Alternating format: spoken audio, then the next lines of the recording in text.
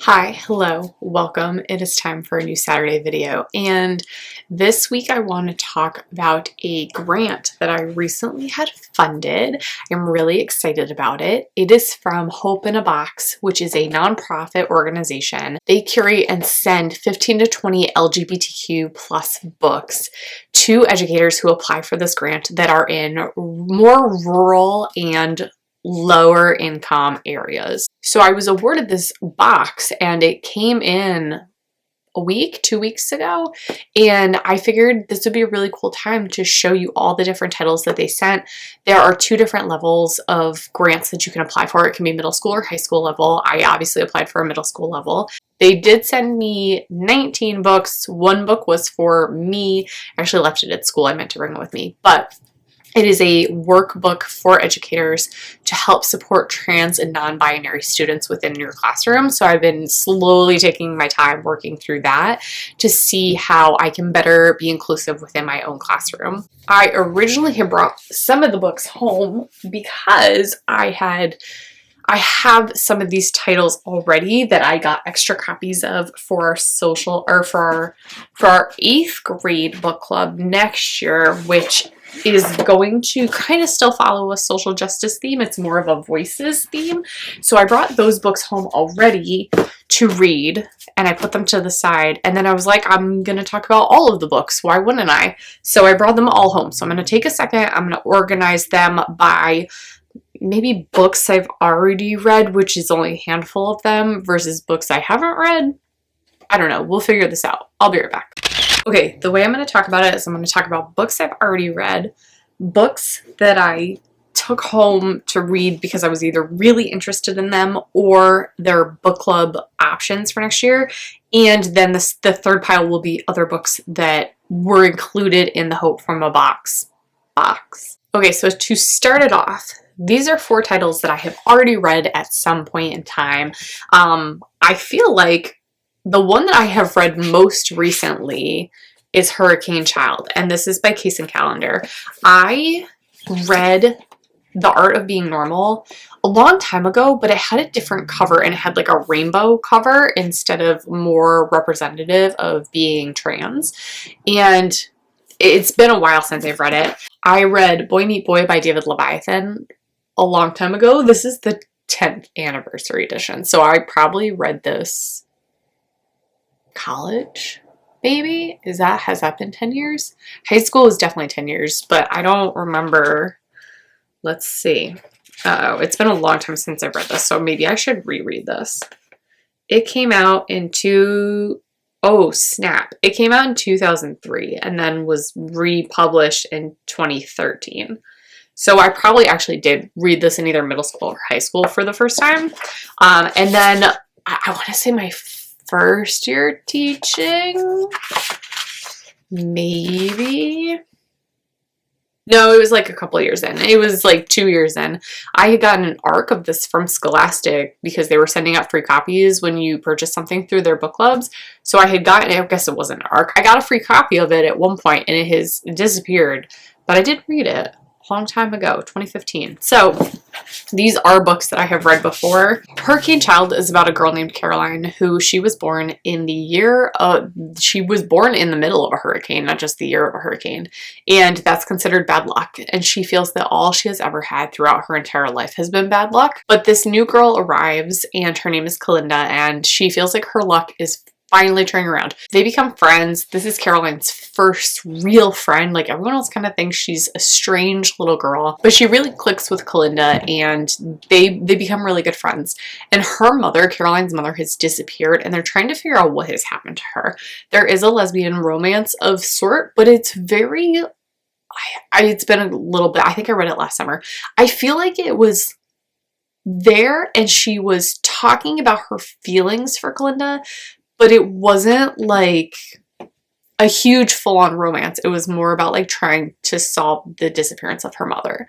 It was really good. It's a magical realism book. There's a lot of like interesting stuff that happens. It was a fast read. I mean, it's pretty short, and it really was a lovely story. So for The Art of Being Normal, this is by Lisa Williamson. The protagonist's name is Leo. He has started a new school. He just wants to like fly under the radar. He doesn't want anyone to know who he is. He just wants to like fit in and not stand out. And the reason being is because he is a trans boy. He ends up getting into a fight and meets this girl, Kate, and they kind of become friends.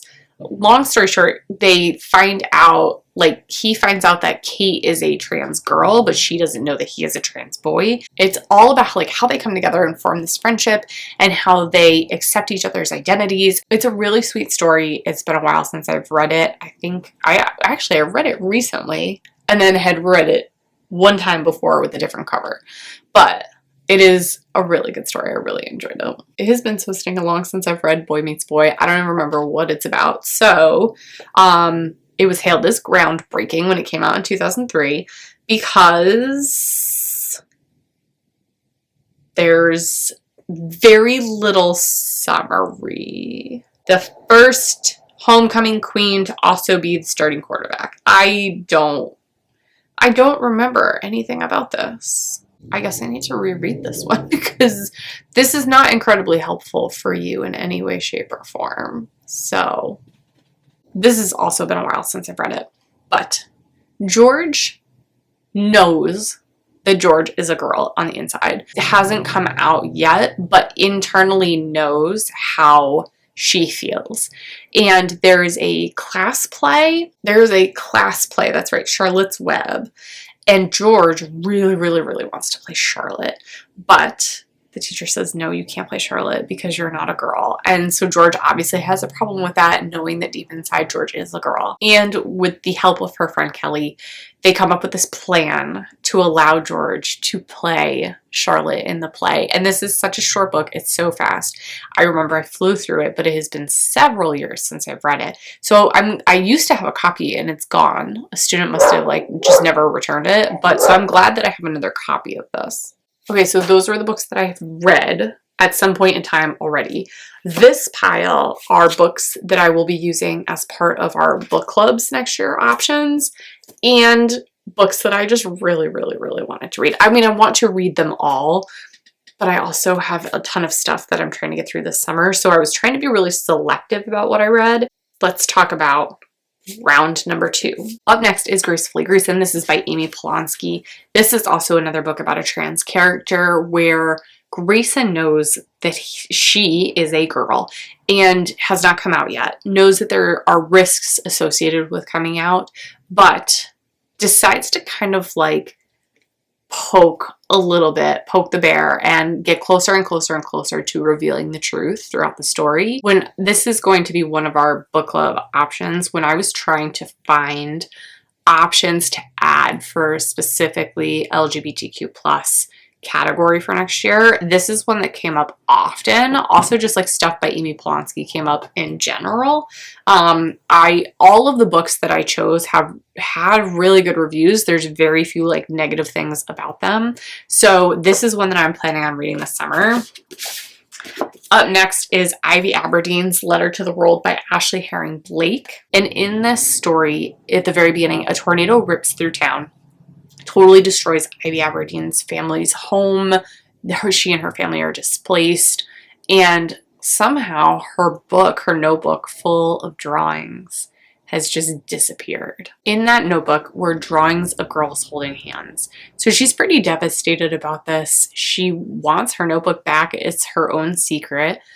All of a sudden, the drawings from the notebook start showing up in her locker with notes from someone saying that she should confess to her identity kind of thing and just come clean and like tell everybody who she is. Ivy thinks that it is a girl in her class who she has a crush on, who has been finding the drawings and putting them into her locker. So Ivy is trying to figure out if she wants to follow on these feelings. It's going to take a lot of strength. It's going to take a lot of courage to follow through and chase after what she feels in her heart is right. Up next is The Other Boy by M.G. Hennessy, and this is about Shane, who is 12. He plays on the baseball team. His best friend is Josh. He likes to work on a graphic novel that he's writing, and he has a secret. someone finds out the secret, a classmate of his finds out the secret and threatens to reveal the secret to everyone. And if that happens, his entire world is going to come crumbling down. He feels like he's going to be absolutely destroyed if this secret comes out. So he's terrified. He's slightly horrified of what could happen to him if this secret is revealed. It is going to take a lot of courage for him to stand up for what he believes in and just to continue to live his life as he feels that he is. Up next is Aristotle and Dante Discover the Secrets of the Universe, and this is by Benjamin Alir Sanez. This story is about two incredibly different boys. One is a little bit more introverted, one's a little more extroverted, one's a little bit more creative, the other is more logical, and they meet and form this bond. Through this bond and this friendship, they discover that there are some inner truths that they have that become revealed. They just have this really wonderful connection, and this friendship helps to define who they feel like they are supposed to be. It talks a lot about there being big hurdles in their way and that their friendship will help them to overcome whatever is to come, and that it will make them better in the long run, and they will have an even stronger friendship because they're able to support each other throughout whatever the hurdles are that are going to come up. Next are two books that I wasn't going to use. I didn't buy extra copies of them for our book clubs, but they could be used if students wanted to, and that is They Both Die at the End by Adam Silvera and The Song of Achilles by Madeline Miller. I have a copy of this in my room already, but I cannot keep it on my shelf. So I'm really glad that they sent another copy of it because I need to read it. Everyone keeps talking about it. It is so intriguing to me. So now I'm glad that I finally have my hands on one, and I'm planning on trying to read it this summer. This is a really cool concept of a story where you get 24 hours notice of when you're going to die. There's a thing, I think it was called Deathcast, and it's kind of like an announcement like, hey, you've got 24 hours left, live it to the best.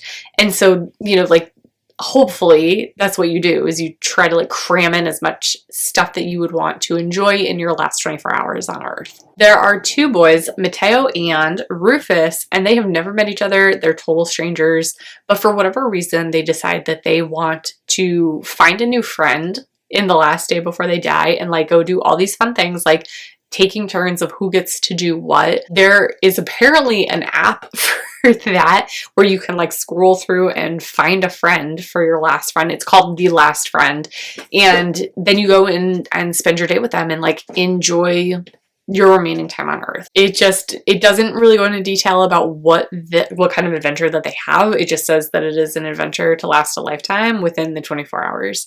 This is something that I have seen all over the place. I can never get it back from students. Going to read it this summer. This is also a book that I've seen all over the place. I know nothing about, but I have been incredibly interested in it, so I am glad to have a copy of it so that way I can share it with students. Okay, so from what I understand about this, it is Achilles and Patroclus, and they both, somehow they end up friends and they are trained together, they become warriors together, but develop this really strong friendship, which is probably more than just a friendship. But I like that it's a twist so far on Greek gods and goddesses and mythology and all of that. So the two friends, when Helen of Sparta is kidnapped, they are on the call to arms to go and destroy Troy, and in honor of her name. But little do they know that the cruel fates will test them on their adventure. Another one I've just seen all over the place. Knew I had to get my hands on a copy of it, so here we are. Okay, these are the remaining books that I have to talk about. I don't know anything about any of them, so I'm going to share with you pretty quickly summaries of them, but these are other ones I am going to try to get to at some point, but I am not yet as interested as I have been in some of the others that I pulled to bring home. So let's talk about the last and final round of books that they sent. Up first is See You at Harry's by Jo Knowles, and this is about Fern, and she feels invisible. Her dad works at a family restaurant. Her mom is constantly going off to meditate. Her sister is busy trying to find ways not to do work. And then she has her younger brother Charlie, who's 3, who's like the surprise baby. Their lives are somehow turned all upside down, and Fern feels more alone than ever and responsible for whatever catastrophe has happened that is wrenching her family apart. But that's pretty much all it says. So that's not a lot to go off of. I'm a little more intrigued. I would never have picked this out by the cover. It just kind of looks like a fluffy teenage romance. And it's not, I am such a judge a book by a cover kind of gal, and this is not what I would have picked up. But I will read it at some point. Just not yet. I have never heard of this book before. It is The Charioteer by Mary Renault, I believe. It seems like it's been around for, oh my gosh, that font. Oh, this was published in 1959. Okay, cool. So I know nothing about this book. Let's share. Okay, so Laurie's our protagonist, and he gets injured at Dunkirk during World War II. And he is sent to a veterans hospital in England. He befriends the young, bright Andrew. They find solace and companionship together. Their friendship blooms into a discreet and chaste romance. But then Ralph one day appears, who was a mentor from Laurie's schoolboy days, and draws him into a tight-knit social circle of world-weary gay men, forcing him to choose between innocence and pleasures of experience. It's interesting. It's not something that I necessarily would have gone out of my way to have picked for a middle school library, but we'll add it and we'll see how it does. Up next is We Are Okay. This is by Nina LaCour. This book is about Marin, who has left everything behind. She has not spoken to anyone from her old life since she left. Nobody knows about the truth of this tragedy that she's outrunning, not even her best friend Mabel. She is alone in an empty dorm room for winter break, and she's waiting. Mabel's coming to visit, and then Marin is finally going to have to talk about everything that happened, whatever tragedy has occurred. She is going to have to figure out how to overcome the loneliness that is in her heart. I love the cover. I love that it's the dorm room is in pink, but then it's the ocean outside in this blue background. So we shall see. I am kind of disappointed at myself that I've never read this one before, because I have a newfound love for Jacqueline Woodson, and this is The House You Pass on the Way. This book is about Stagger Lee, who is the granddaughter of celebrities and the daughter of a mixed couple in an all-black neighborhood. So she's constantly trying to avoid the neighbors who are super curious. She just wants to keep to herself. Her cousin Trout comes to visit, and Stagger Lee gets a taste of what life is like. She finally kind of has a friend, someone to hang out with, someone to talk to. But is Trout really the girl that Stagger Lee thinks she is? This definitely looks like a middle grade novel to me. It is called Hazel's Theory of Evolution. It is by Lisa Jen Bigelow. Hazel knows all about life on Earth. She could tell you about anything. She helps to care for the goats on her family's farm. She reads through dusty old encyclopedias. But she has to go to a new school where she worries that no one will understand her. At home, she discovers that one of her moms is actually pregnant, so she has 2 moms, and she cannot wait to be a big sister, but her mom has already miscarried twice, so she's afraid that it's going to happen again. So Hazel, it just says that Hazel is going to struggle through the next few months, and she'll grow to realize that the answers to life's most important questions can't be found in a book. She's going to have to find them outside on her own. This is Felix YZ by Lisa Bunker, and this is about Felix, who is just your average boy who is fused with an alien. What? Okay, all right. So Felix, when he was 3, was fused with a hyper-intelligent 4th dimensional being named ZYX. Zix? I don't know. After one of his father's science experiments goes terribly wrong. The 4th dimensional being Zix, I don't really know, I'm gonna have to look it up, is friendly, but Felix, who's 13, won't be able to grow into adulthood while they're still melded together. So there is a risky procedure that is planned to separate them, but it could end up killing them both. So this is kind of a chronicle of Felix's days leading up to the procedure, and life just kind of keeps happening around him, especially like knowing that you might die. You're kind of a little bit more observant of what's going on around you. There is a first crush, there is a bully, there is his mom's annoying boyfriend, and other unusual developments that complicate his life as 0 day approaches. So I was not expecting that at all, and I'm a little bit more curious about this one. So up next is Totally Joe, and it says it's a companion to the Misfits, of which I have also not read. It is by James Howe, and there's literally no summary on the back. It just says that it's a companion to the Misfits. So I may have to get the Misfits at some point for maybe this to make sense.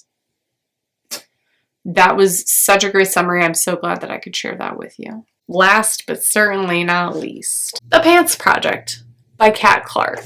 Liv is our protagonist. There we go.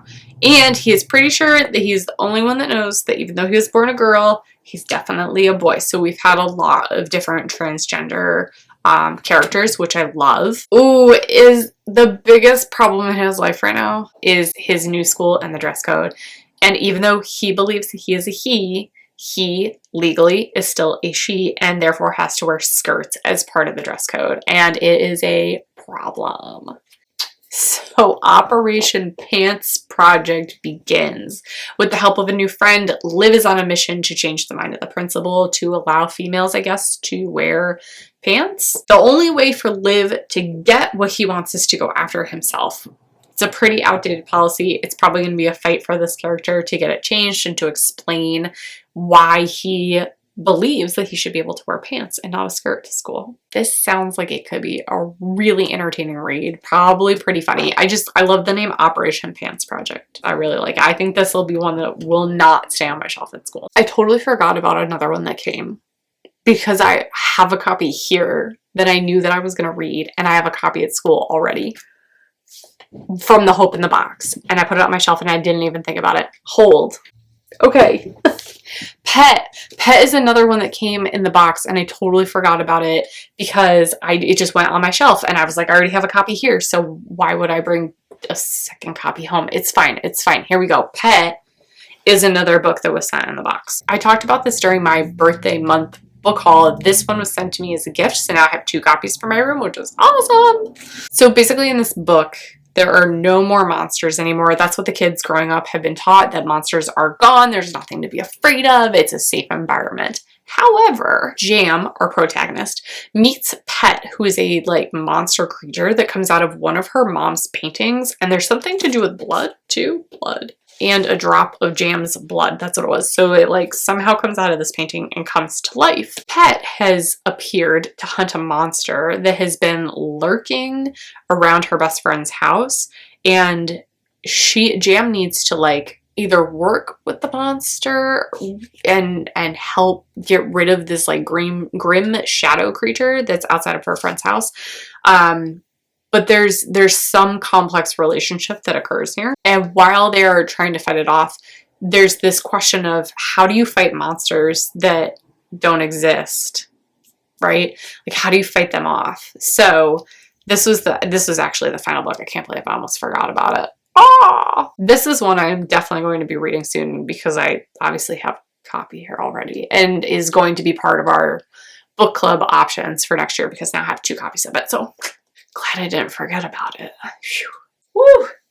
Okay, these are all of the books that I received from Hope in a Box. This is specifically for the middle grades box. I know that they send some similar titles, but some different titles for the high school one. The organization only puts out applications twice a year. They do it in the fall and then in the spring, because that's when I got mine. I applied, I think the due date was by May 15th. So if you're interested in applying for it, I believe it comes out in September or October, maybe November, but keep checking their website, which I will actually link below so that way you have access to it.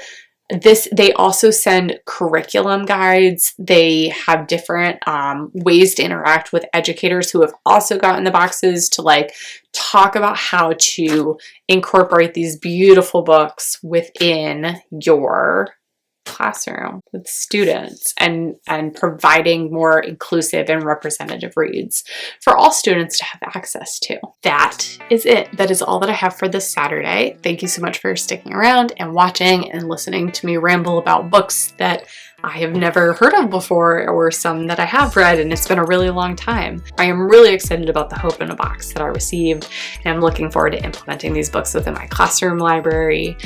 I will see you back here next Saturday for a new weekly video. Bye!